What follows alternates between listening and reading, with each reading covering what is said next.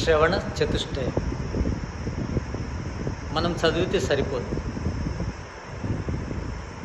శ్రవణం అంటే చదవడాన్నైనా వినడాన్నైనా శ్రవణం అంటారు వైదిక భాషలో. శ్రవణం చేస్తే సరిపోదు, అన్నీ చదువుతూ పోతే ఏమీ లేదు. చదివిన దాన్ని మననం చేయాలి, మననం చేసిన దాన్ని ధ్యానం చేయాలి, ధ్యానం చేసిన దాన్ని సాక్షాత్కారం చేసుకోవాలి. శబ్దం ఎందుకు? ప్రత్యక్షం చేసుకోవడం కోసం. ప్రత్యక్షమయ్యే పదార్థాల కోసము శబ్దజ్ఞానం అవసరం లేదు. ప్రత్యక్షంగాని పదార్థాల కోసమే శబ్దజ్ఞానం. ఆ శబ్దము పొందితే సరిపోదు, శబ్దాన్ని మననం చేసి దాన్ని ధ్యానం చేసి ప్రత్యక్షం చేసుకోవాలి. శబ్దాన్ని శబ్దంగానే మనలో పెట్టుకుంటే కృష్ణ భగవానుడు చెప్తాడు, మెదడు బరువు అవుతుంది. శబ్దాన్ని ప్రత్యక్షం చేసుకోకుంటే ఆ శబ్దము మన మెదడుకు బరువును కలిగిస్తుంది.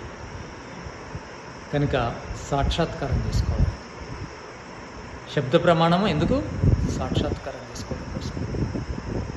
కేవలం శబ్ద ప్రమాణం ద్వారా మాత్రమే మనం ఆగిపోకూడదు. శబ్ద ప్రమాణము ప్రత్యక్ష ప్రమాణం కోసం అనే విషయాన్ని మర్చిపోకూడదు. కొంతమంది శబ్ద ప్రమాణాన్ని చూపి కూడా ఎదుటి వ్యక్తులను మార్చగలరు. కానీ శబ్ద ప్రమాణము మనకైనా సాక్షాత్కారం కావాలి. ప్రత్యక్షమైతేనే పూర్తిగా నమ్మకం కుదురుతుంది. తోడా మాన్కే చెల్లినా తోడా జాన్కే చెల్లినా పూర్తిగా నమ్మే ఉండకూడదు. మనము దాన్ని సాక్షాత్కారం చేసుకోవాలి. నమ్మినప్పుడే శ్రవణము,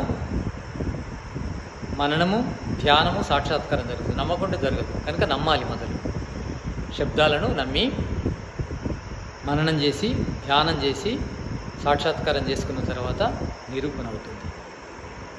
కనుక మనము శ్రవణ చతుష్టయం చేయాలి. శ్రవణ చతుష్టయం కోసమే శ్రవణం అనే విషయాన్ని మర్చిపోకూడదు.